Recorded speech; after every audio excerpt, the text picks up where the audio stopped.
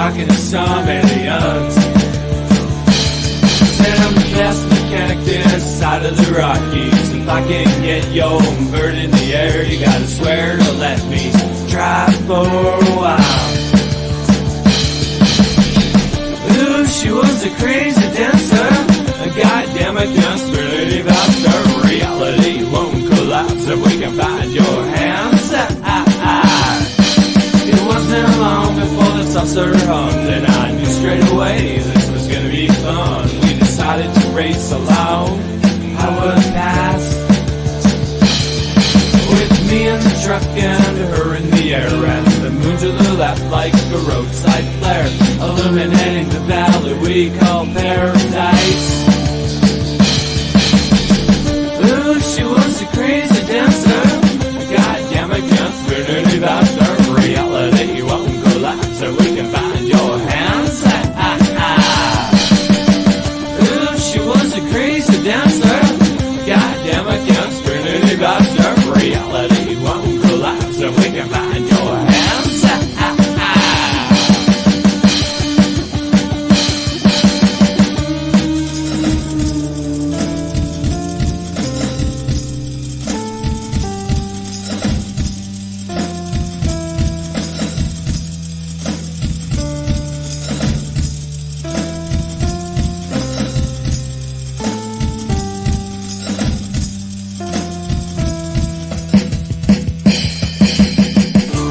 Bishop Creek when I saw them burn. Stick a sharp right on something voted too a little too fast for her with lights out. She circled round and lost altitude, dropped hard and fast into the lower pool. On a new moon you'll see through those remains. Ooh, she was a crazy dancer, goddamn I can't spin any faster. Reality won't collapse so we can find your hands. Ooh, she was a crazy dancer, goddamn I can't spin any faster. Reality won't collapse so we can find your hands.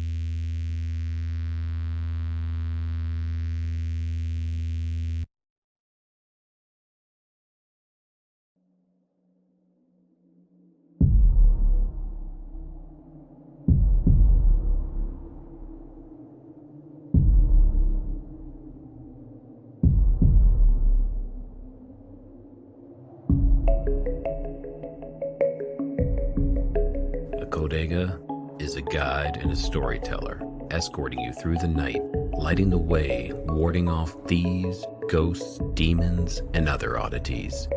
Along the journey, his companions would often share with him the most curious of stories that he'd record in his codex. Perhaps you just might find yourself traveling with a Bodega and sharing one of yours.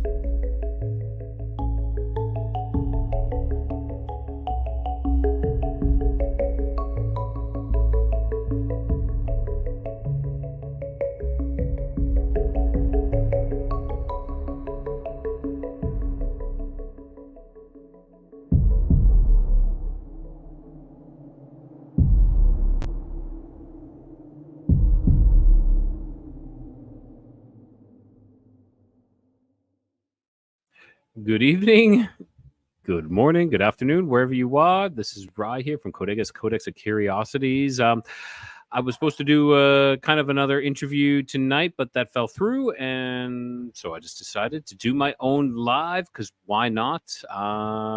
Yeah. Hey, Numa. You were the only one here, Numa. So thank you for showing up right now. It was a very impromptu. I just threw this together and just decided, let's do this.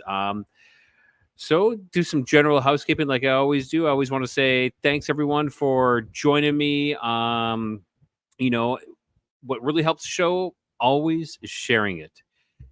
I share it with friends, share it wherever, throw it on Facebook, throw it on Reddit. Reddit is always king.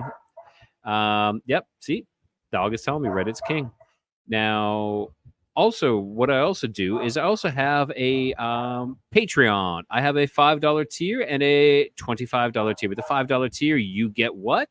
You get just a shout out. It's kind of like a monthly thing, and of course, I'll be very grateful. And that's why I want to keep things in front, up front, no paywalls.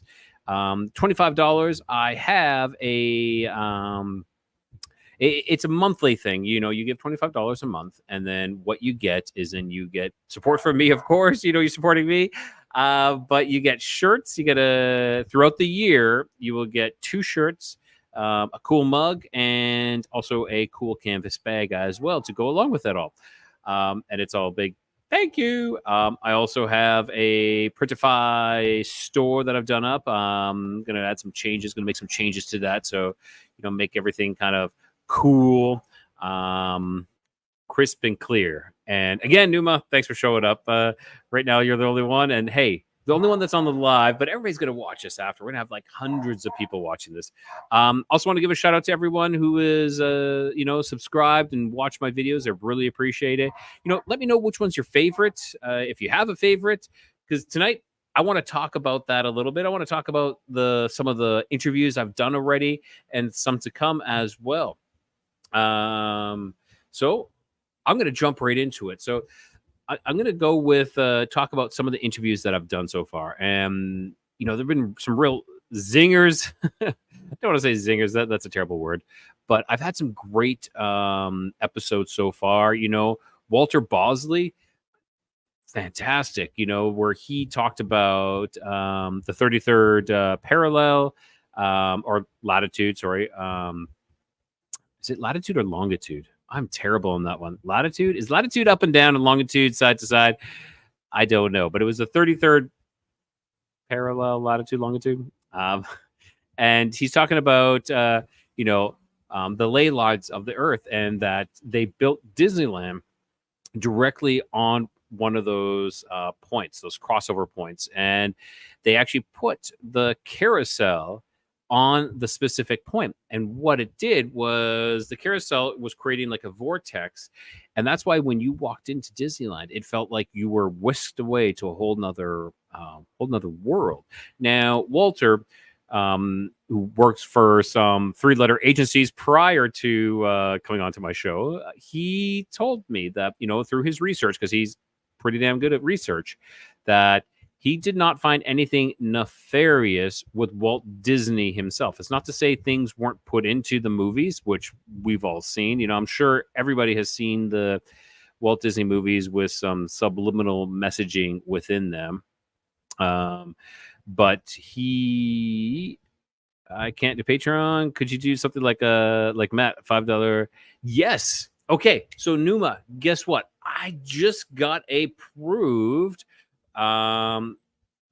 yesterday, of all things, that I can actually start doing subscriptions on my channel. You have to hit these tiers, and I just hit that tier yesterday. So I need to set it all up, which I'll be doing here right away. But yeah, I'm pretty excited about that. So I got to do a little bit of setting up on that one. But what it requires is you need to hit 3,000 watch hours, and you have to have a minimum of 500 subscribers. And I hit the 500 subscribers a while ago, but it's a 3,000 watch hours. It takes a little bit of time. But that being said, I'm almost at the next tier as well, which is full on monetized through Facebook. YouTube. So that means I'll have like advertisements, which I've never been a fan of, but that's what happens because you become a partner with YouTube. So I'll be in the partnership program. But yes, so Numa, I definitely can do that. So I will be setting that up here very soon. I appreciate that greatly. That's awesome. Cool. So I was talking about Walter Bosley and Newman. I don't know if you've watched that interview yet.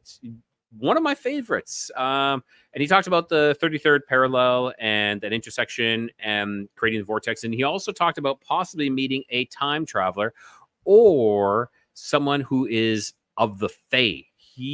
I think he believes more that this person is less of a time traveler and more of the Fae realm. And this person, he ended up discovering who this person was years later. Like this happened when he was 16, 17 years old. And years later, when he was working, I believe, with the FBI, he walked in and grabbed a book on the ley lines. And it was written by this individual whom he met he's positive he met in Disneyland. And this person had passed away, I think, in like the 50s. And he allegedly met this person in the 70s, or it would have been even in the 80s as well. So definitely a possibility of a time traveler. So that is fantastic. That's something that I find fascinating, is time travel and things that we just can't explain. Like it's almost a glitch in the matrix kind of thing. Now, some of the other interviews that I really enjoyed was L.A. Marzulli in our discussion, our deep dive into the Paracas skulls and the Nephilim. And that opened up a whole new door, a gateway. I've always been interested in the Nephilim, and L.A. Marzulli really kind of brought that open. And with those Paracas skulls, he's done mitochondrial DNA on them, and they are all, he's done, I think he said he did 55. He submitted 55 samples. There was 56, but one was contaminated by his DNA. So with this, with the mitochondrial DNA, it will test, when you test mitochondrial DNA, it is testing the mother side, maternal side. And it all went back into the Middle East, which is near Mount Hermon. And what is Mount Hermon? Mount Hermon is, Nephilim. Yes. So Mount Hermon is where the fallen angels came to. That was their landing spot. That was the spot. And what fallen angels did is they ended up, taking on the appearance of men, and then they laid with human women. And what was born from that, what was created from that, was the Nephilim, which were giants and deformed, larger cranial cavities as well, which is the Paracas skulls. So this is what he is trying to prove. He's tying in that connection. Now, he also said that in Peru, there is these date trees. These date trees are specifically to a certain region in the Middle East as well. So what are they doing in Peru? Yes, they could have been transplanted. Someone could have brought them there, but it just kind of ties into this, that these, the Paracas skulls, the Paracas people came from the Middle East. No, I don't think Greek mythology is a myth at all. I believe Zeus is one of the fallen angels. The half-borns, like let's talk Hercules, men of renown of that. They were half god, half fallen angel, half human. So what does that make them? That makes them Nephilim. That's why they were imbued with these powers, with these strengths. Now, this is where things would get, the waters get muddy, where some people are like, oh, they're all evil. I don't necessarily think that all Nephilim were evil. I think that some of them were good. Stories that we hear about Hercules are, he had to do the deeds. I can't remember exactly what exactly it was, but he had to perform these tasks. But he was allegedly, a good person. The only issue that we're finding with Nephilim is that they don't have a soul, because they weren't born of God. They were born of these other things. So when they did die, their spirit would wander the earth, and that ties into gray aliens, in my opinion. It ties into possession, and and why did I jump to gray aliens on this one? I'll get there. So I've also interviewed Karen Wilkinson. Okay, and that is coming out in a couple weeks. Karen Wilkinson wrote a book called Evil Seed. Of course, I'm butchering this. It's kind of like Evil Seed Terror. It's about harvesting. It's about harvesting women's embryos or fetuses. Not a problem. Not a problem, Numa. Not a problem. You're the only one typing, so it's not an issue. Not an issue at all. So I interviewed Karen Wilkinson. She's talking about Evil Seed something harvest, where they are harvesting, and they did from her fetuses now, which is creating hybrids, and that also ties into this gray aliens as well. So gray aliens, what we've come to understand, and I don't want to say understand like I know what I'm like oh, that this is 100%. What we believe is that the gray aliens are an AI type of drone. Okay, so think about the drones that we have now. We have an operator who operates drones and flies them. They put the VR goggles on and they're able to control these drones. Well, that's the same kind of concept of these gray aliens, is that they are being controlled by either a remote a person in a remote location, or possibly their bodies are being inhabited by these spirits, these wandering Nephilim spirits, because once the Nephilim were killed, the spirits had nowhere to go other than just wander aimlessly or possess things and people. And that's where I believe that possibly these demons come from as well, which I believe are Nephilim spirits that have walked aimlessly this land. Now, okay, where was I now? So I was talking about the gray aliens and the Nephilim, and inhabiting these are parasites. Those things are parasites. Yeah, Tyler. I agree. Those things are parasites. That's exactly what they are. These wandering spirits, and all aliens bad? It's funny. I was driving home today and I was having a discussion with my wife about this. No, I don't believe so. Now, the theory is that aliens are fallen angels. Okay, so hear me out on this one. So if fallen angels are aliens, and fallen angels look like aliens, why cannot angels be aliens themselves? So, interesting take on that one, Tyler. Interesting take on that one with ivermectin, because ivermectin kills parasites. That's something else we'll get into. But okay, so if aliens are here, and we have angels and fallen angels that are in essence the exact same thing. So why would an alien not look like a fallen angel or look like an angel? So now here's where you're going to make the difference. If people are being abducted against their will, guess what? It's not an angel.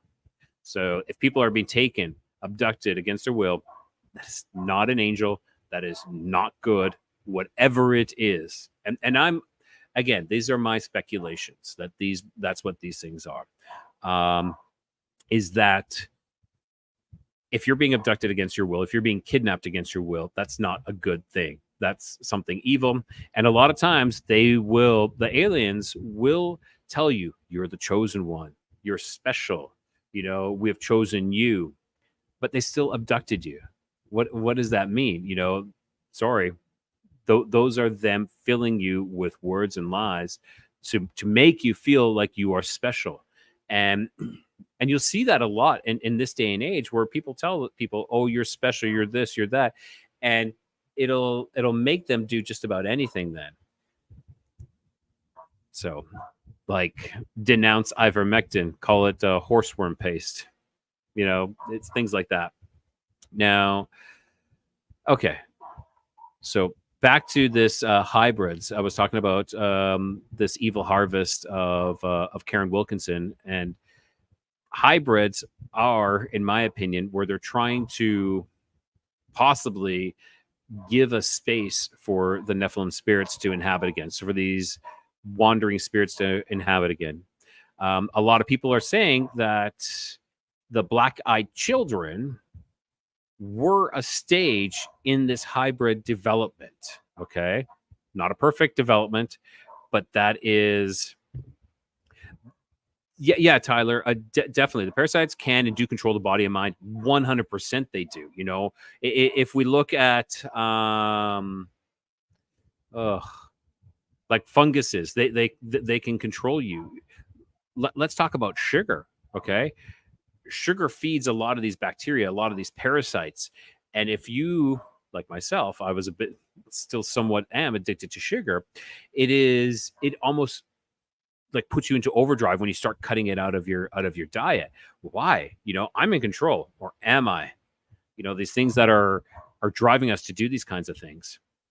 But back to these hybrids. So a lot of times they will remove the fetus from the women, usually when they are maybe like 1 to 2 months along. Remove it. There's like no trace, and then these women, they go back to the doctors and they're like, no, you were never pregnant. But it's like, oh yeah, yes, I was. And you know, they have, some of them have doctors, you know, they've gone to the hospital, they have proof, but they're like, well, no, there's no trace, there's nothing. So it's very interesting that this is what's happening, is that they're doing that, and then they're harvesting these. Now, after these fetuses have been incubated and, you know, been infused with alien DNA and are born, a lot of times they bring the mother or the father, because you know, I have Raphael, who had the same experience. They bring them back to give them the human touch, which is very, very important. And it's not like like once you give the child this human touch, that is, they're trying to make this connection. So they're trying to make this hybrid more human, to pass as human. And what do you think? I think that there are hybrids walking among us, you know, very robotic, very yeah, it is all about the DNA. It is all about the DNA. There's so much more to that, Tyler. Something I'm going to be getting into. I've interviewed Gary Wayne. That interview is going to be coming out probably, I think, end of June or middle of June. Middle of June. And I'm having him back on again. And so we're definitely going to go into the DNA, and we're going to definitely be talking more about Nephilim. So for those who don't know who Gary Wayne is, he wrote the book, The Genesis 6 Conspiracy. Amazing, amazing book. And he'll be coming on in, like I said, about 4 weeks. RH positive or RH negative. Yeah, that's it. That's an interesting bloodline. That's something we did not get into, but something we're going to tackle next time he comes on. Yes, so those are some of the interviews I've done so far. I started talking about Walter Bosley with Disneyland, and then I went to L.A. Marzulli. Now here's one. If you guys have watched this video, this Nightmare in Michigan, let me know if you've watched it. If not, I highly suggest you guys watch that one. That is with Andy McGrath. He had an experience that it seems like a collection of a lot of entities, a lot of things, you know. It seems like a collection of possibly succubus, incubus. It seems like possession. It also seems like a type of something along the line of a Wendigo or something along that line, and alien abduction as well. So if you haven't watched Andy McGrath's Nightmare in Michigan, I'll do a quick recap. Archons. But Archons is ties into, if I do recall, that ties into a little bit into Scientology. Isn't that right? Is that, let me know, Tyler, if that ties into Scientology. Now, with this interview that I did with Andy, make a long story short, he thought the dog ran outside. He ran outside in the middle of the night, heard the dog way out in the woods, went running out into an empty field, was knocked unconscious, like smoked in the head by something, knocked unconscious, woke up in the rain, soaking wet, and nose bleeding. He's like, screw this. He went back in, found the dog inside the trailer, because he was staying in a trailer, dry as a bone and not wet. And it was raining when he went out. So that's the first incident. Okay. And to be knocked unconscious, like he heard the sound of the dog's bell being mimicked in the woods. Now, so he ran after that. Now, what else happened? Well, the second incident is the craziest one, in my opinion. Now, he works the night shift. He was a night auditor at a hotel. He was working the desk, and the front door slid open. You know, sometimes that would happen. Yeah, Tyler 432. Clothesline into nothing. Yeah, sorry, Numa. Yes, that's exactly the interview. Now, Tyler 432. I believe Scientology is. They say that you have these archons inside of you, and they need to remove them. I am currently talking to an ex-Scientologist who is a little scared to come on because of how vindictive Scientologists can be and the church. But we'll see if I can get him on. So these doors open to the hotel. And you can feel something come in, like the wind is blowing in and blows past him, like as if someone walked right past him. And all of a sudden, the doors to the elevator open. And the doors close. The elevator goes to the third floor, stops, doors open, doors close, because he's got the CCTV cameras on. And you can see this. He's like, okay, that was really strange. But continues his night. Then what happens is he looks at the CCTV camera on the third floor near the vending machine and the ice machine, and he sees a shadow, not completely in frame, but partially in frame. And it's like got a hood on, and he sees the shadow, and he's like, what is this? And it's just standing there, not moving. So he's like, okay, I need to go check on this. So he goes up to the third floor, checks, no one there. But the floor is covered in this black liquid that reeks of death. He says it was most disgusting smelling. So he went, mopped it up, cleaned it up. I'm like, okay, whatever. Comes back downstairs. A couple hours later, he looks on the camera. Same thing again. There's the shadow standing there. Yeah, like a goo. But he says, I wouldn't call it a goo, though, because he says it was watery, whereas goo is more viscous. He says it was more watery. So he went up there again. Sure enough, exact same scenario. No hooded figure, but he mopped it, cleaned it up. Finished his night, finished his audit. Like he had to write up this audit, handed in the audit, went to work. Went home. Gets a call from work a couple hours later saying, you need to come in. Where's this audit? And he's like, I did it. They're like, no, they made him come back in. So I believe it was around 11 o'clock because I totally missed a part that at one point the elevator comes back down to main floor, doors open, doors close. He feels like a whoosh of wind beside him. And then the front doors open and close like this entity left. Now, what happened then at that point is he got called into the office. He went in and they were going to write him up for not producing the audit, which he swore that he did. So they go and review the cameras because he told them, I don't know. I watched Prometheus, Tyler, but I can't remember exactly. What are you talking about? Like some sort of black liquid on Prometheus? Please write in what you're talking about. So they review the CCTV camera, and they see that it was him standing motionless for 3 hours on the third floor by the vending machine. Okay. Creepiest story I've ever heard on that sense. What ends up transpiring because of all this, he gets dubbed the weird guy. Everybody thinks he's strange, and it makes work difficult. He ends up losing his job. I'm not sure if he actually quit or if he got fired. It might have been just kind of a mutual thing. So he decides to go home because he was staying in Michigan because it was in the summer break. But he decides, I'm driving home, which I believe was in Florida. So he gets in his vehicle. He starts driving. He hasn't left the state of Michigan yet, and he comes across a rest stop, and just a basic one, just with a log cabin with bathrooms inside. He stops, got to use the bathroom, goes to go inside, and this black hooded figure comes out of the door and kind of like pushes him back. So Tyler 432, the black goo. I will have to look into that because he talks about this black goo. So this black figure, hooded figure, pushes past him, rushes past him, and he's like, whatever. As he's coming into the into this area, there is overflowed. Again, we have water. So even though not necessarily drinkable water, but we have contaminated water. So he goes into this rest stop, and there is water all over the floor coming from the women's bathroom. So the women's bathroom is closed, like taped off. He's like, okay. He doesn't put any of this together. He goes into the bathroom, uses it, and this is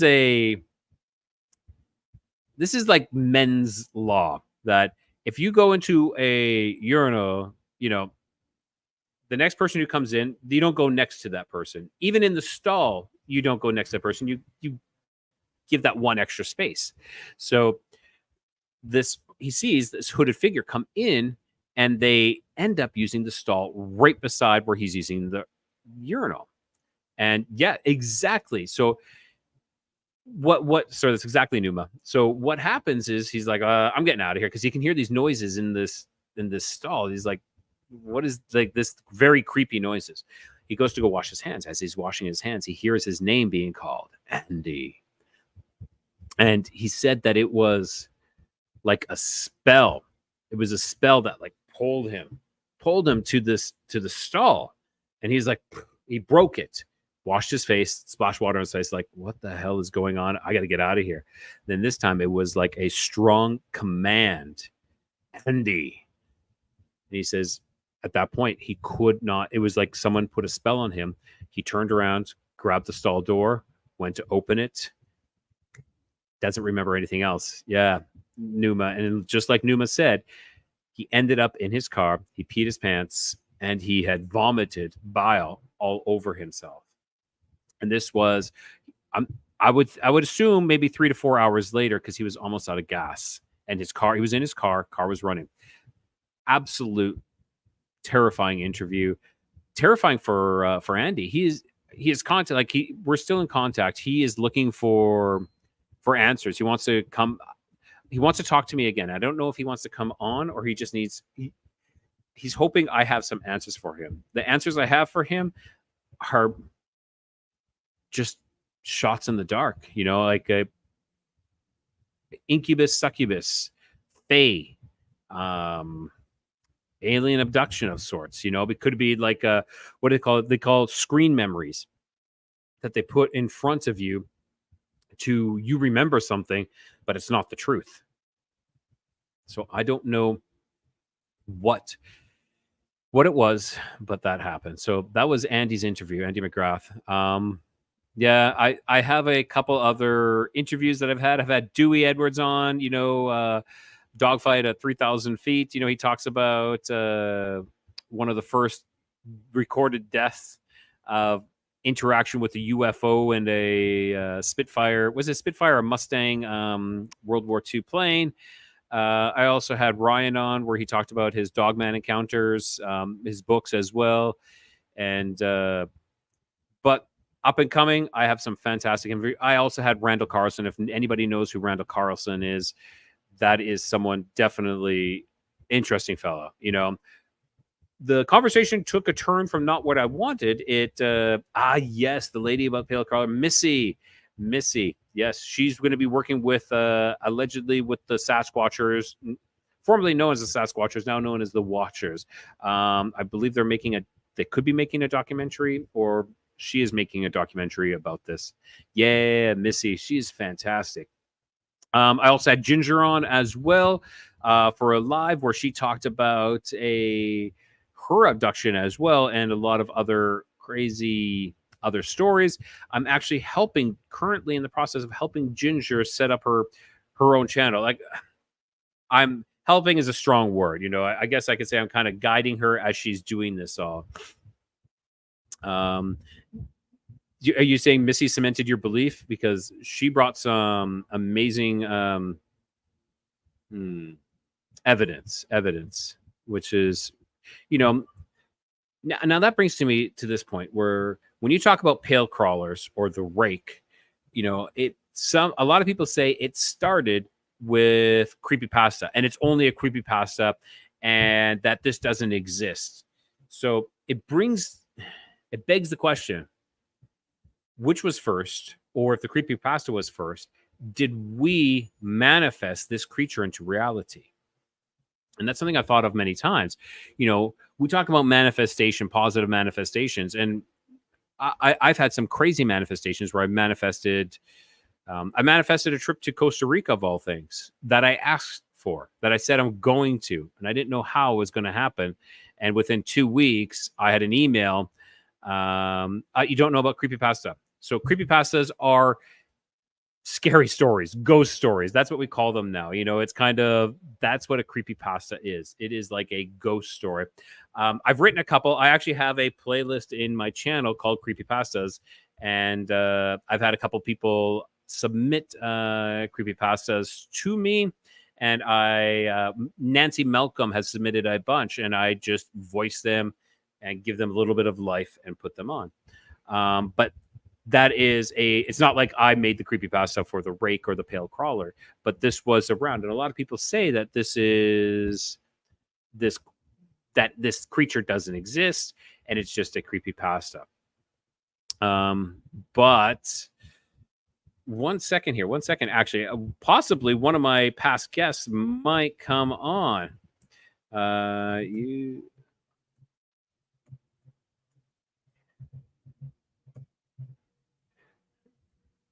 So,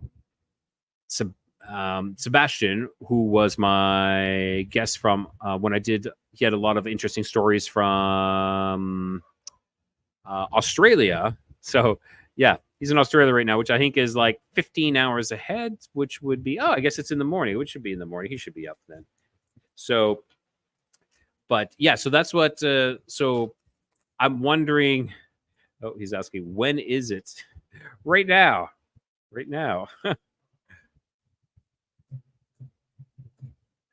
I am on right now. Okay. Let's just see what Sebastian says if he wants to come on. Just talk about your experiences. Oh, yeah. Yep, so he'll come on. All right, I'm going to send him a link. Give me 1 second, everybody, as I navigate this. Okay. Yes, so Missy was completely believable when...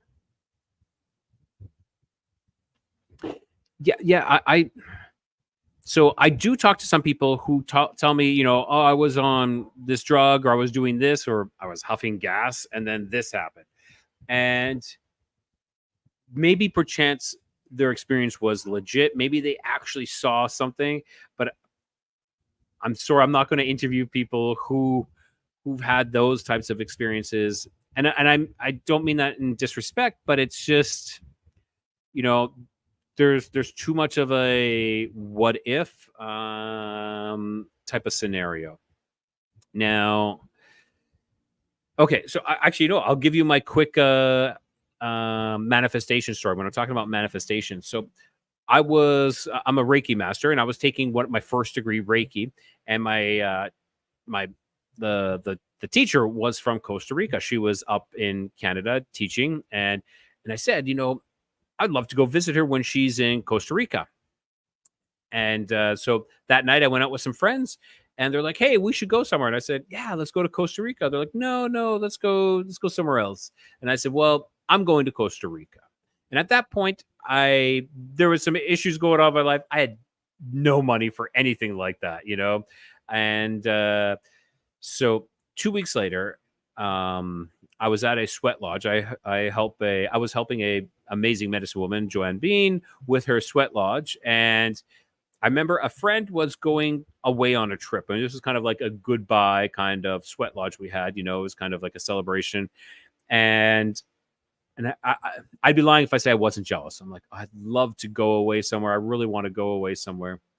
And I get out of the sweat lodge and I go check my phone, and I have an email, and the subject line says Costa Rica. What?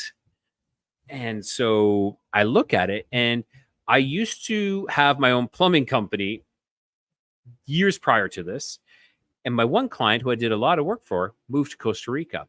And they said, "Hey, would you be interested in coming to Costa Rica? I'd pay for your food, your accommodations, your flight, everything.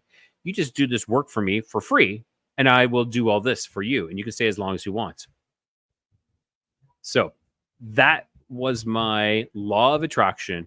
It was believing I was going to go. I made the statement, I'm going. And then I just moved that out of my mind. Didn't have to think about wanting, because if you keep saying, I want to go, then you're wanting the want, not wanting the actual thing. So I ended up going to Costa Rica twice, all expenses paid. It was amazing trip. And yeah, really crazy. So that was my manifestation. Now, this is something I questioned as well, because we should always ask questions. Was it manifestation, or was it me predicting the future? Was it I had this line to the future that told me you're going to Costa Rica? So then I was like, I want to go to Costa Rica. I'm going to Costa Rica. Always a question. Are we manifesting, or are we predicting the future? Or are we doing both? So just something to think about. Everybody talks about manifestation. It could just be that we're tapping into the future and just predicting the future. You could say, I want a green feather. I'm going to get a green feather. Well, it could be because why did a green feather pop into your mind? Well, it could be because, in a week from now, you have a green feather in your hand. All right. We're going to bring on Sebastian, UFOs Australia. Here we go. Hey, how's it going? Great, man. And yourself? Yeah, not bad.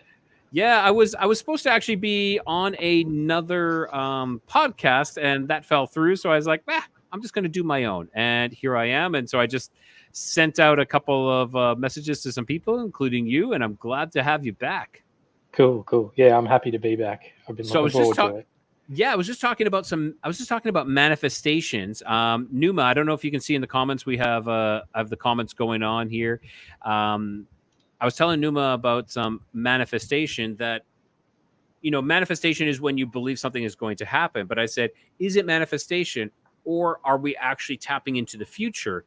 And the future is kind of giving us this message that you're going to have this. And then you kind of say it, I'm going to have this because that's what I'm manifesting. But in fact, it's just the future telling you the truth. I don't know. Yeah, right. I like that idea. A lot of older religions like Hinduism believe manifestation's pretty important. Yeah. And the more I learn, the more I realize that they probably knew a little bit of what they were talking about. Cool. Yes. So, yeah, like I believe in manifestation, but I'm wondering if it also manifestation is also tied in with like predicting the future. If somehow they're, like a direct line to the future. So instead of saying, like, I was just talking about how I manifested a free trip to Costa Rica, and I said I'm going to Costa Rica, and I didn't have the money for it or anything or the means to do this. And then 2 weeks later, I receive an email with the subject line saying Costa Rica, and it was an old client of mine who wanted to fly me to Costa Rica to do work for him. He said, I'll pay for everything. You just got to do the work. So that was, so did I manifest that, or did I somehow have a direct line to the future, know that I was going to go to Costa Rica, and then say, like, as a manifestation, I'm going to go to Costa Rica? It might just be the way you look at it. It could be like the chicken and the egg sort of thing. Like, yeah, maybe they're the exact same thing. You just can't tell the difference. I agree. I actually, that's what I think. I think it's kind of like the same thing, and a lot of times when we manifest, they say, be very specific. And a trip to Costa Rica, in my opinion, was pretty specific. Yeah. I also had another manifestation where I said that I'm going to find the biggest feather I've ever found. Okay. And I'm going to show you what, and I showed this previously on my show previously, but I'm going to do this again here. I'm just going to present. So this is what I said. I woke up in the morning. and I said, I'm going to find the biggest feather ever. Okay. And this has ended up what I saw. Okay. It's like I know what it is. I know it's a could be a chemtrail, you want to call it, or a contrail, whatever. This is what I saw. Which, if you look at it, it looks pretty damn near like a feather. Yeah, I like that. Yeah, That's and cool. so I caught the irony right away of it. I see exactly what this is. I asked for the biggest feather I've ever found in my life, and I look up to the sky just as I step outside, and sure enough, there we have this. So, yeah, I find that fun, crazy, a little bit of everything. So, Sebastian, why don't you introduce yourself? Tell everybody a little bit about yourself, and go from there. Hi guys, I'm a UFO researcher from Australia. I also research high strangeness, religions, the occult, pretty much anything that entertains me. I've been doing it for quite a while. After a while, people tend to share stories with you, so you fall into it and you can't get out, and it becomes your whole life, which is fine because that's what I want to do. But other than that, I mean, I run a small IT repair business. I guess that's the only other thing worthy of note. What do you write? Sorry, what do you run? IT repair. I just Perfect. do, yeah. Fantastic. Okay. So I'm not sure if you listened to, I had a episode called Nightmare in Michigan. I'm not sure if you listened to that one. And I just talked about it on here, but if you research high strangeness, that is by far the highest, creepiest strangeness interview I've ever done, plus maybe even ever heard in my life. Oh, yeah. So I'll give you a quick rundown. I know everybody who is watching right now has already heard this, but I'm just going to do this really quickly. This individual it was over summer break from university, and he was in Michigan. In the US. He decided to kind of house sit a location, and with that house sitting, he had to watch a dog. One evening while he was showering, he heard the door slam open, and he ran out to see what was going on. The door was open, the dog was gone. It was raining outside and storming. So he quickly got changed, ran outside, searching for the dog. He could hear the dog's bell, okay? And it was in these woods that were across an open field. He started running across open field, gets cracked in the face by something. Okay, this is an open field. There's nothing there. He's seen this. He's been in this field countless times already. There's nothing there. Something hit him in the face, knocked him unconscious. He wakes up. He's got his bloody face, decides, screw this, goes back into the trailer, and the dog is inside dry. He's soaking wet because it was raining. The dog, it appeared, in his opinion, that the dog never actually left the trailer because it was dry. And how did it get in to the trailer? Because he had closed the door when he went back out, when he went to search for the dog. Now, second incident, it was a night auditor at a hotel. Do this really fast. Something entered through the sliding doors, like sliding doors to the hotel opened at 3 a.m, or like might have been 2 or 1 a.m. Walked past him because he could feel the wind, doesn't see anything. Elevator doors open, goes to the 3rd floor. Elevator doors close on the 3rd floor. And he's like, okay, that's strange. He's looking at the CCTV camera later, and what he sees a shadow on the 3rd floor standing by the ice machine and vending machines. It's not moving, so he finally is like, I'm going to go check on this. Goes up there. There's nothing there except for this black liquid that stinks like death. He cleans it up, goes back. About an hour and a half later, same scenario. Something standing there, goes up and checks. Nothing. Black death water smell. Cleans it up. Calls it a night. As he's ready to leave as well, just before he's ready to leave, elevator comes down, doors open. Wind goes past him like some entity has just left. Sliding doors open, and whatever was in there left. He goes home, gets a call back to come back to work. They're like, this work that you're supposed to do wasn't completed. He's like, no, I completed this. And they're like, no, you didn't. We're going to write you up. And he's like, well, I had an issue. Explains the issue. They check the CCTV camera, and they see that it was him standing motionless for 3 hours at the third floor. Okay. That's Right? good. Yeah. And he's like, what the hell is going on? So what ends up happening, he gets dubbed the weird guy. Things get weird at work because he's the weird guy. Everybody like thinks he's crazy. He finally says, that's it, I'm leaving. And he leaves Michigan. He's like, that's it, I quit my job, I'm leaving Michigan.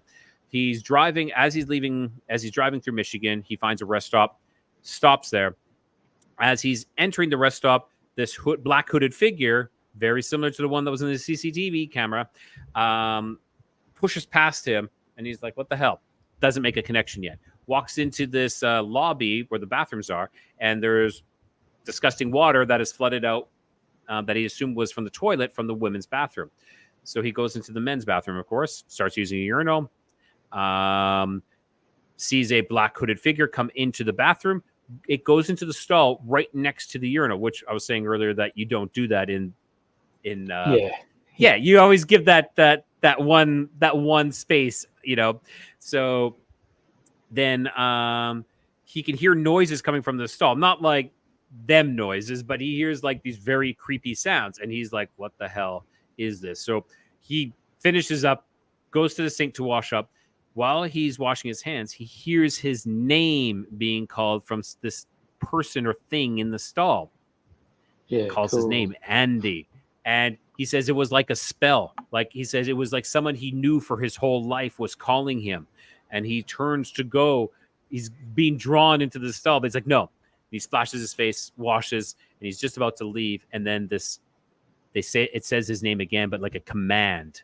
And he can't break this spell. Turns around, goes to open the stall door. Poof. That's it. All he remembers. Then from that point on is waking up in his car hours later. He has pissed himself. He has vomited all over his shirt. He's covered in bile, and he's in his car, and it's running, and it's been at least 3, 4, 5 hours later because the gas gauge is like he's almost out of gas. Yeah. So what is your thoughts? That was like the shortest version I could do. Numa, that's the guide code, the urinal guide code. And were those, Numa asks, were those all the same entity? I actually believe so. I believe that this was hunting him. But yeah, I think it was something attached to him. Did you say that in the first story, when he was in the caravan? No, like a mobile trailer. So like, like a permanent kind of trailer. Right. Yeah. Did you say when the door swung open, he heard the dog or saw it? No, neither. The door swung open and banged open, and he was in the shower. So he got out of the shower. And here's the thing again, all this ties with water. There's all this water kind of tying in with this. Right, yeah. So he went out and he looked all in the tree. I didn't say this, but he looked in the trailer for this dog, could not find it. He knew the dog then had to have been outside. So he quickly got changed, went out. The dog had like a bell on its collar, like some sort of bell. And that's the sound that he heard coming, from the woods. Right. Have you ever heard those stories where it's very commonly like a middle-aged man or woman, they go on walks past the same area every day, sometimes by woods or like abandoned buildings, and they will hear their own voice call for their dog while they're walking past it? Like I heard a story not long ago about a lady that lives near like thousands of acres of forest out in the middle of nowhere, and she would walk her dogs along the forest line every afternoon, and then one day the dogs were going crazy at the edge of the woods, and she could hear her own voice calling the dogs from somewhere in the bush. Have you ever heard these? They're quite common now, these stories. I haven't heard their own voice, but I've heard other voices being, heard. Like, yeah, right. Like people calling for help, and it doesn't sound right. There's something just off with it. Well, whatever these things are, they can mimic human voices. Yes. No one's ever seen them and told us about them. like what they look like, but there are some cool theories around. But Let's hear them. Let's hear it. one that I particularly like is that it's sort of like you know how the Nordics would worship like those weird animals that would have like a face of a man but the body of like a like a Like a buck. Okay. Yep. I think I do think I know. Yes. Well, they're sort of meant to be like spirits of the woods, sort of Okay. like physical incarnation of the like the nature of the woods. And I like the idea that it's sort of like nature is trying to mimic us so it can infiltrate our society and you know, protect Yeah. itself essentially. You know, there's always the Now here's a question. Those types of,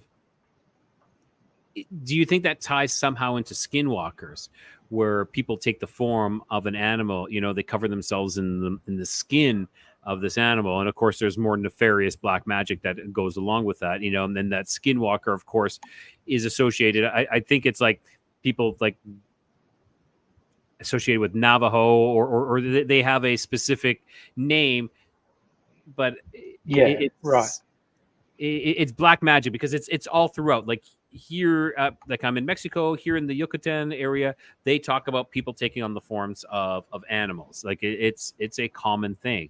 Not people, but I mean like brujos or usually brujos, like warlocks, and then they go and spy on people, and it's usually like of a familiar, like maybe like a dog or a cat or a bird or something like that. Never, not really. There's not much deer here where we live, but you know, but sorry, keep going. So this the spirit of nature, is that what you're thinking that this is then? I don't know. I just really like that idea. It sort of just feels nice, I guess. I think all of these high strangeness things are thoroughly connected. They're not really separate Yep. phenomenon. They're sort of the same thing. Just you know, that there appears to be regional differences with a lot of these things. Yes. But you know, like both Australia and North America both have Bigfoot. Like, and there's like the abominable snowman and the Yow is the Australian one. Yeah. And there's one in Russia and there's one in China, but they're all sort of the same thing. Yes. Like there's slight variations and differences. Yes. Yeah, but they all appear to have. They're all elusive. Yeah. But you know, you're probably familiar with the chupacabra. We have something similar here, and I'm sure they do in East Asia too. I'm sure these things. I will say that if you talk about the chupacabra where I live in this area of Mexico, people will laugh at you. Yeah, right. It's a joke. They think it's a joke here, but you go more into like central and northern Mexico, then that's where it gets the truth to it. But sorry, Numa's is asking, did you hear about a centaur sighting? Like, let me know before you sign off. I have not heard of the centaur sighting, but yeah, but I agree. Like, there is so much of these high strangeness, like similarities, you know, like different creatures, slight differences, but called different names. Yeah, I agree. I think they're all linked. There's something we don't quite understand about this reality, and it seems to manifest its way in very similar ways all around. Yeah, I totally agree. So what do you think this was, like a nature spirit or maybe a phase spirit? Or do you think this was an abduction of sorts, an alien type of abduction, and using a what do they call that? I said that, like a screen memory. You know, they're putting on these memories to Andy to think that he's seeing this stuff. I've heard of consciousness abductions where they leave the body behind. That very much could have happened when he sat for 3 hours motionless. His body was, motionless for 3 hours. And then we're talking about the actual abduction when he was in the restroom. And he's like, that's terrifying, absolutely terrifying. and then he wakes up in his car because they put him back in his car. And I can't remember. I thought I asked him if if any of his clothing was on differently or buttoned incorrectly. Yeah, right. Well, taking into account all three stories, if it were just the first one, I might think it could have been some sort of like semi-animal creature, Yeah. but the fact that Yes. it can like go into suburban areas and manipulate memory and stuff, it sort of sounds like a djinn. Ooh. Mhm. Where was this? Was this in North America? Yeah. It was in Michigan. Yeah, Michigan right. has some. You Michigan said has that, some yeah. crazy shit going on. Yeah. Yeah. Actually, I heard that not long ago. Yeah. I don't know all of the North American like myth Mhm. creatures, but also the fact that he vomited all over himself, Yeah. that usually indicates that there was some. It was like, I don't want to say the word demonic, but that's sort of what people relate it to. Like Mhm. he wasn't having a good time. I think you can Of imagine. course. Yes. Yeah, Yeah. so I don't know.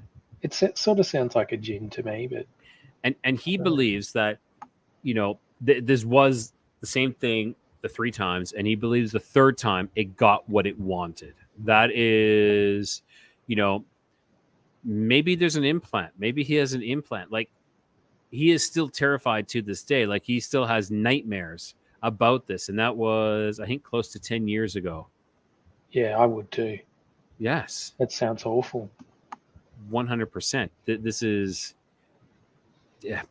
I don't know, and I'm like, and he's asking me for any kind of answer, and I'm like, I don't know if I can answer anything. I can give you ideas, like I can say this direction or that direction, but it's so difficult. Like, if it was just one of these incidents, it would be much easier to say this one. Yeah, Go look down this avenue, or go look down this way. But go look this way, go look that way. There's so many there. It's so huge. And like I was saying, it could be Fae, could be Wendigo as well. Stealing your yeah, souls. yeah, It could be alien abduction as well. yeah. It's demonic possession. Tyler here says jinn are the archons, and I tend to agree with that. Mm-hmm. But archon's sort of an overarching term used to describe virtually everything of like what you would call higher order, like super intelligent beings or multidimensional beings. But Now, I got a it, question with that, Seb. Are archons related to Scientology as well? Is that what they say, that when they're trying to remove the archons from you? I don't know about Scientology. It's generally a Gnostic thing. Okay. But it's sort of what you would call demons and angels. Or, well, some people think that like the grey aliens are like the Archon base type, but Okay. it's very Gnostic. Mm-hmm. Okay. Interesting. And the reason why I ask is because I'm talking to an ex-Scientologist right now, and I was wanting to have them on. Did he mention Archons? I'm not. Not yet, but I thought I heard something about that, where they see how much that you are possessed by what I thought was archons. I thought it was Oh, like right. this, and then they try to remove it from you, but of course, like, there's a lot of money involved, and Yeah. Scientology does, funnily enough, mention some things that are related very closely to simulation theory and the idea of archons being our rulers and all Mhm. that, but it's so mired in corruption and Yes, the bad practices that you can't take any of it seriously, which is unfortunate because it's a cool story. it is. It is. They have some interesting stuff. Yeah, like, Yeah. yeah. It's interesting, I would say, but they're not so. Yeah, I agree. Yeah. Scientology are crazy. Hmm. Yep. Yeah. So you're thinking possibly jinn or archons? Yeah, that's sort of just what the first impression is. I'd really like to hear more information. I'll watch that thing. That sounds really good. Yeah, it's like you want like it is authentic as authentic can be. Like just how, he is still messed up to this day by it. Yeah, It haunts him, and I think talking about it was super difficult because it was easier to close the door and try to forget about it with a lot of people with a lot of experiences. Yeah, definitely. Yeah. crazy. So, what else is new and exciting in Australia? Anything since the last time we talked? Yeah, I don't know. Not personally. Okay, There's been a lot more traffic on the site, people telling their stories, which is really interesting. cool. I like that. I Yeah. like that. That is awesome. That is awesome. I know. Yeah, your video, like, it's not like I've got a big show, but your video did well. It's just shy of 1,000 views. So, hey, Yeah. 1,000 chances of people coming by and stopping by and checking out your website. Yeah, no. And I really like your channel. It's good. Oh, I appreciate that. Yeah, I was just telling Numa earlier in the beginning that my channel just hit the first level of like what we consider monetization. I just hit that yesterday, actually, as a matter Oh, of yeah, fact. nice. Yeah. So, because you're what you have to do is you got to hit 3,000 watch hours and 500 subscribers, and I'm just shy of 900 subscribers, but I hit that 3,000 watch hours, and I had a video that did very well for me recently, and it's pretty much going to push me up past the next level, which is you need 4,000 watch hours, and so that becomes your full monetization. So, yeah, I'm excited about that. But again, it's just I'm always just more excited about listening to everybody's experiences and what they've happened and see if we can. I really want to find answers. Yeah. I think it's where we can tie things together. And when you were saying earlier, where there's like this high strangeness is all connected, I think that's an understatement of the year. I actually believe so much more is connected. Yeah, me too. Me too. I think I go really ahead. like sorry. Nope. I really like simulation theory, and that it sort of involves everything. It sort of ties everything together, sort of like the Buddhists believe everything is like part of the tapestry. It's all connected. We pull on one string and the others move. Yeah. I think it goes all the way through. Interesting. Yeah, it was and what's like what I'm saying about tying everything together, it reminds me of Call of Cthulhu, the opening paragraph. I don't know if you ever read it. It's and Vicky Joy Anderson put me onto this, and because I was mentioning this, how everything is all connected. His H.P. Lovecraft's opening paragraph for the book is the most merciful thing in the world, I think, is the inability of the human mind to correlate all its contents. We live on a placid island of ignorance in the midst of black seas of infinity, and it was not meant that we should voyage far. The sciences, each straining in its own direction, have hither harmed us little, but someday the piecing together of all disassociated knowledge will open up such terrifying vistas of reality and our frightful position therein that we shall either go mad from the revelation or flee from the deadly light into the peace and safety of a new dark age. That is awesome. I couldn't have said that better myself. Yep. That's H.P. Lovecraft, isn't it? H.P. Lovecraft. Yes. Yeah, it was. Yeah. I don't know if you ever heard of Vicky Joy Anderson. No, I haven't.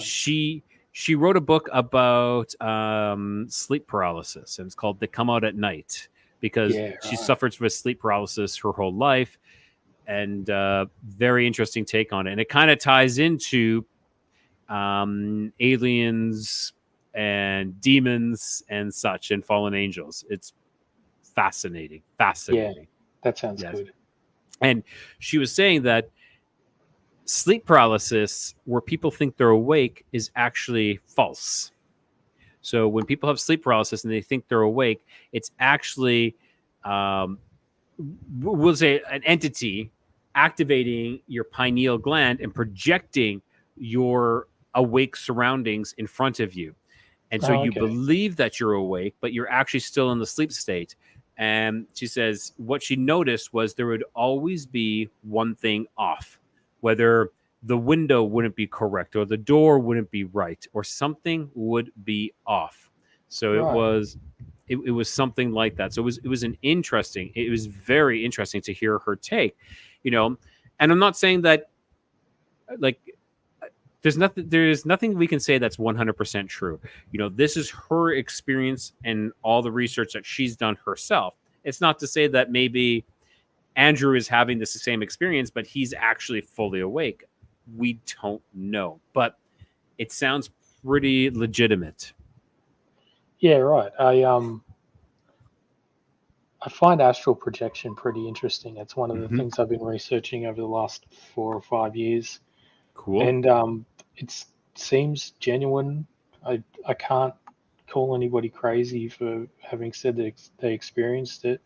But are you familiar with Rene Descartes, the philosopher? The name rings a bell. That's about it.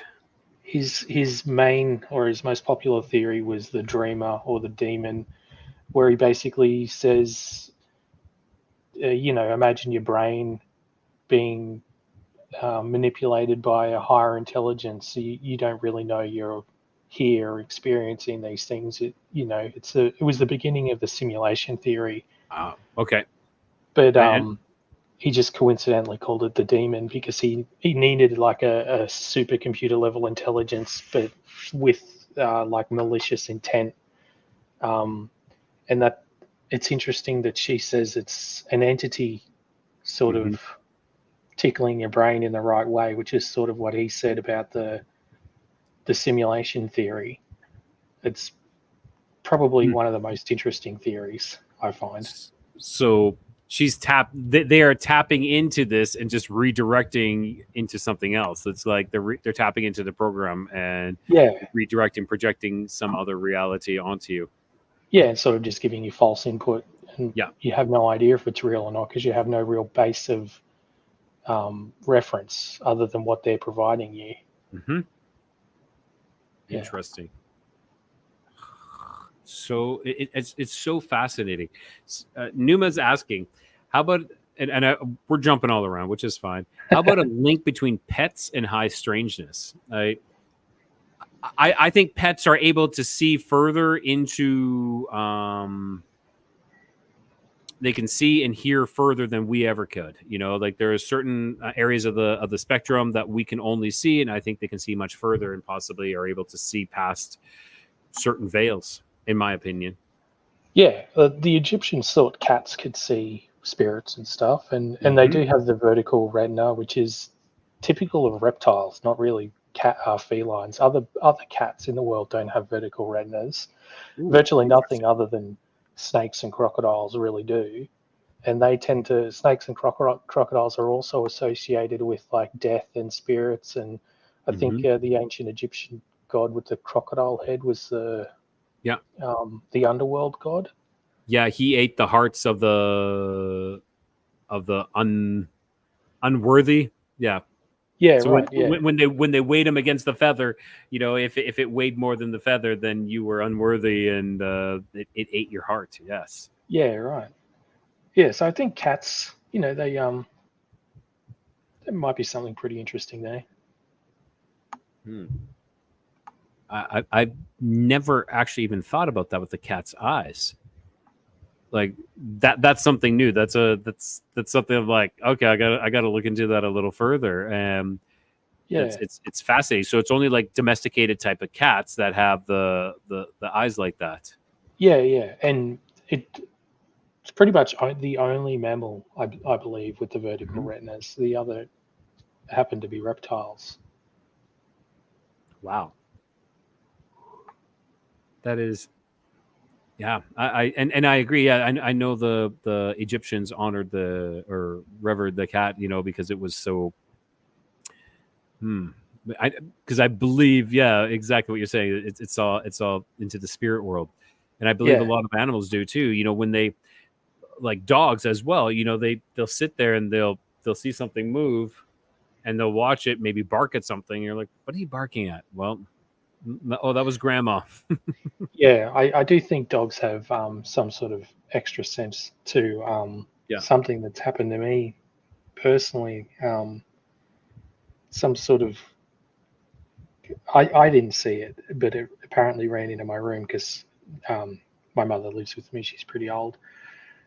Something was in her room and it ran into the hallway, and the dog and the four cats chased it, and apparently chased it into my room, but I didn't see anything. And she gave the strangest description. She said it was like a little monkey made of smoke.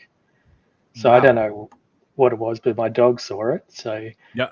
and dogs have increased perception. You know, everybody knows that they hear things better than us, and if we can hear something spooky happening, why wouldn't they be able to? Of course. Speaking of like a little monkey running, a smoke monkey, have you seen those videos of those little gnome type creatures? There was one out of Australia, and then there was another one too. I can't remember where. These little creatures were like it was only one per video, was walking along. It was bipedal, possibly 20 to 25 centimeters tall, and just seeing the backside or side of this creature. Have you seen that or heard anything about that? No, I don't remember anything like that recently. Was it a Okay. long time ago? Nope, fairly recent. I would say within like a week, last week. No, I haven't seen that, but I'll have a look. Definitely. I know one was out of Australia. That one might have been older, but there was one, I think, in the States as well. I'm not certain. And you can see like these more roundish, you assume like maybe like a dwarf, short, stubby and stout and round. But you can see it's walking bipedal, and it's really strange. Was it a humanoid? Like, couldn't tell. They're of course like night vision type of because it's at night. Yeah, so it's night vision type of videos, so you're not really getting anything too clear, but it's really interesting. That does remind me. There are two types of yowies in Australia, and one is quite small, and it looks like it's about the size of a house cat, and it walks on its hind legs, and it's a lot like a kobold. They're quite intelligent. They use tools and start fires, and they burn people's barns down and stuff. Okay.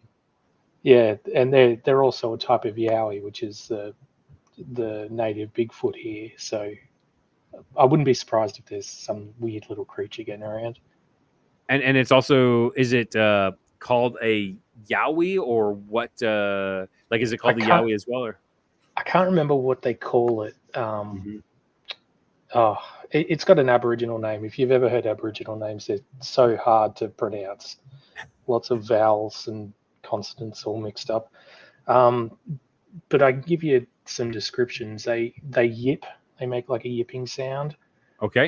They've got like a little snout and pointed ears. They sometimes wear like tattered clothing. Really? Okay. Yeah. I have not heard of that, but it's like sounds very similar to like a duende or something like that as well. Oh, okay. I've never heard that term before. That term is more common in like I would say southern US. It definitely means like it's a smaller type of creature, very small, very similar to what you're talking about. I'm just trying to see if I can find that video, but I don't have anything handy right now, but I'll definitely see if I can find something, and I'll see if I can play it here. But it's really interesting, really interesting. Cool. Yes. So what other creatures do we find in Australia that you find fascinating and interesting? I'm only saying that I want you to talk because I'm going to be looking for something right now while I give you the floor here.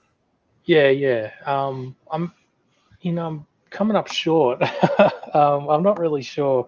There are some interesting animals in the dream time. On that episode we did together, I talked about the giant kangaroo, the giant black kangaroo. Yes, that was fantastic. Yeah, they've been mentioned a few times.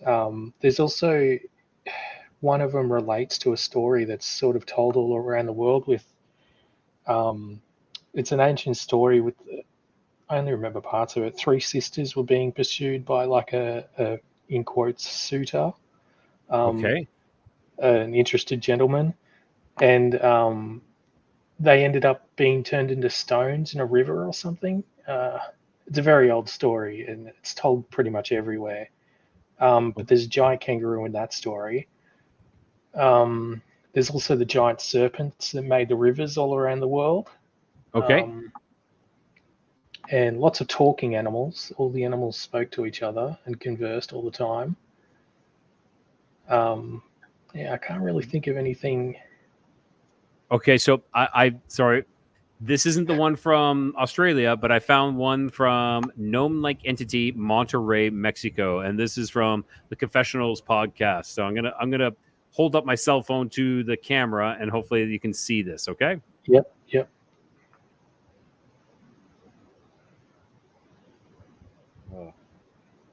Oh, okay.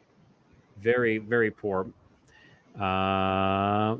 Let me see if I can do another. I do see the thing. Yeah. Really, really interesting.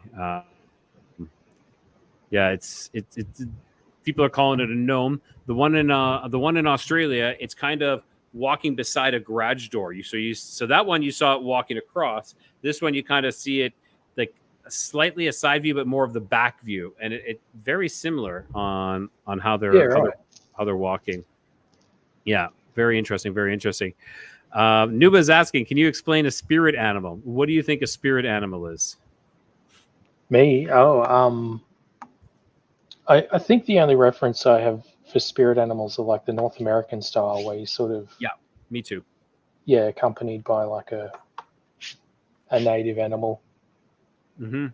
I don't know if we really have that sort of idea here. We have an attachment to a certain animal, and a lot of times you'll go to a shaman or to a medicine woman, and they will drum and they will tell you what type of animal you are attached to. That will be your guide. Now, a lot of times we have a power animals that come into our life that will help us and guide us, and each animal will give us direction. Like let's say a bear. Okay, a bear is telling us, to a bear walks the path of the healer. It it will. A lot of times it eats a lot of vegetation and berries and fruits. I'm trying to remember this all. I actually did a lot of. I was learning under a shaman and under a medicine woman, and it seems like this knowledge has escaped me for a little bit. But the bear walks the path of the healer, and it will tell you about rest. It'll tell you about like collecting yourself and going within to hibernate, meaning to sit with yourself for a while and to work with your thoughts. Possibly the wolf is talking about joining up with other people, because they hunt in packs. But don't quote me on this. It's been so long. Like every animal has a message. It's kind of like they're almost animal messengers to you, and they bring you these messages. So if you're out walking and you see a rabbit, what does that mean to you? And a lot of times, like as a person, I can give you these messages, but sometimes it's more important for you to decide what that means to you. Like what does seeing a hummingbird mean to you? Well, it moves around quickly. It flies the fast. It's one of the fastest. It's one of the smallest. What does it mean? What does it mean? It's the only bird that can fly backwards. So what does that mean to you? I get what you're saying. I think it's very important. Like a lot of times and this goes with dreams as well. I feel, personal interpretation. I believe that dreams, we should really rely on our own interpretation of our own dreams. It's not to say you shouldn't ask someone for maybe guidance on it, but don't feel that their answer is the end all be all. It's you who had the dream. It's you who had the experiences. You know the emotional attachments and the emotional feelings you've had from these dreams. So how does that make you feel? Like, you could be dreaming of a dog man or a werewolf, but there's no fear attached. Well, does that mean you should be scared? Does that mean there was something scary, or does it mean that it's cutting out the illness or sickness? Like that's another thing that wolves do, actually. So let me go back to wolves. Wolves, when they hunt in pack, they take out like the old and the sick. So maybe it's cutting things out of your life that you need to remove that don't belong anymore, that are causing you to be sick. That have been around for far too long, that you need to remove out of your life. Yeah, I agree with your idea that it's too personal to rely on others to interpret. Yeah, I a lot of times I have some pretty intense dreams, some pretty crazy dreams, and I would share them with friends. And I had some friends who took the initiative. I don't know, like they would tell me, "This is what your dream means," and I'm like, "No, it doesn't. No, this is what it means." I'm like, no, it doesn't. It was kind of like they had to. Their ego was driving them to tell them. Their ego was driving them to be like, to take control of, so they could control me and tell me what my dream was. I was like, nah, piss off, Numa. Yeah. You never dream, or you never remember your dreams. That's a key thing. What about you, Sebastian? Do you remember any of your dreams? Do they play a big role in your life at all, or not much? Yeah, I tend to remember most of my dreams. I have at least 2 a night, and they're crazy, just absolutely nuts. I used to keep a dream journal, and I stopped just because it was. It takes a lot of time. Yeah, and sometimes the dream will just seem to go on and on and on, and it's just like way too difficult to just write down what happened. Some dreams were like 3 or 4 pages long, and nothing really happened. But completely understand. Yeah, I dream a lot. Yeah. What about speech to text programs now? You could talk about your dream and let it write it down itself. That's something I'm considering, because I've been getting so busy. I've been so busy with work, with podcasting, my show and other things, that I just have not had the time to write things down. And I have been here and there writing things down. I really just need to put it all back into my dream journal again, but I don't know. Yeah. No, it's a good idea. Well, Sebastian, I don't want to keep you any longer. And it's kind of hitting the hour and a half mark for myself, which for me is kind of my cutoff, because I start to get tired that I'm like, that I just drag things on. So I definitely want to say thank you for popping on, man. I really appreciate that. And of course, we keep in contact. And I definitely want to have you on when I bring on that other guest. You're talking about astral projection. He talks about, he's into remote viewing as well, which I think you might find interesting. I do. I find it all very interesting. And he's talking about traps for remote viewers in certain areas. Yeah. I could go on all day. I recently just read a story about a guy who astral projected out he was in a city, and there were these creatures walking up and down the roads, and they attacked him, and as soon as they touched him, he fell back into his body, and he sort of saw them as like preventative measure from keeping people from exploring. And then there's the hatted man, the man with the hat, and he sometimes carries a dead rabbit or a big hunting knife. Okay. People think he's a warning. If you step out of your body too many times, he comes and scares you, stops you from doing it anymore. Whoa. Yeah. Okay, that is really interesting. Yeah, this individual talks about certain top secret locations. If you go to remote view, that they will not send you back. They will like hold your astral body in this location and try to trap you there. Right.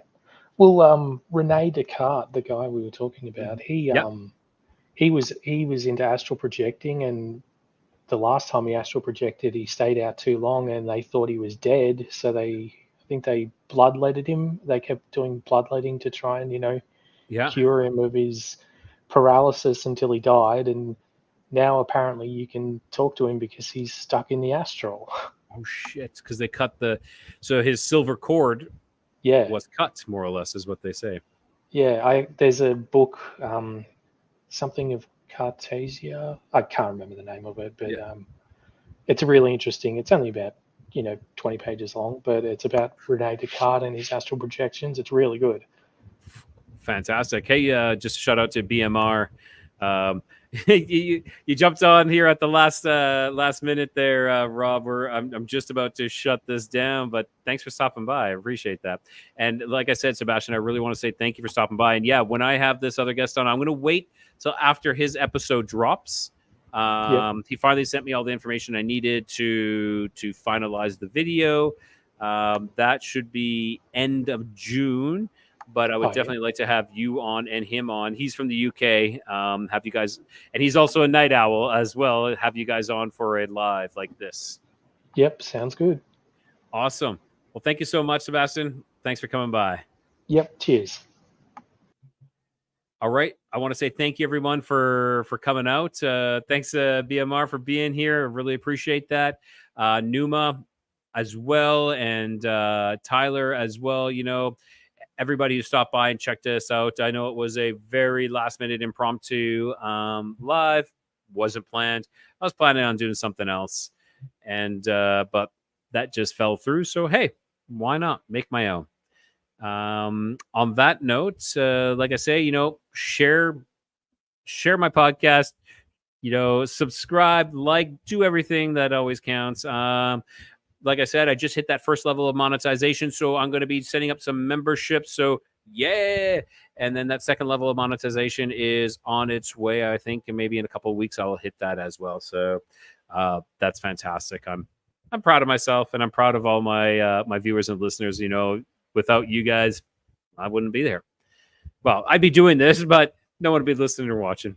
It is what it is. So I appreciate everybody for coming out. Thank you, Numa. Really appreciate that. Can you look into Centaurs? Yeah, for sure. For sure, look into Centaurs. And BMR, if you heard about Centaurs lately? I haven't, but definitely something I'm going to look up into. So on that note, I just want to make sure, everybody, may your curiosity always wander. May you always keep your light lit. And may you always find your way home.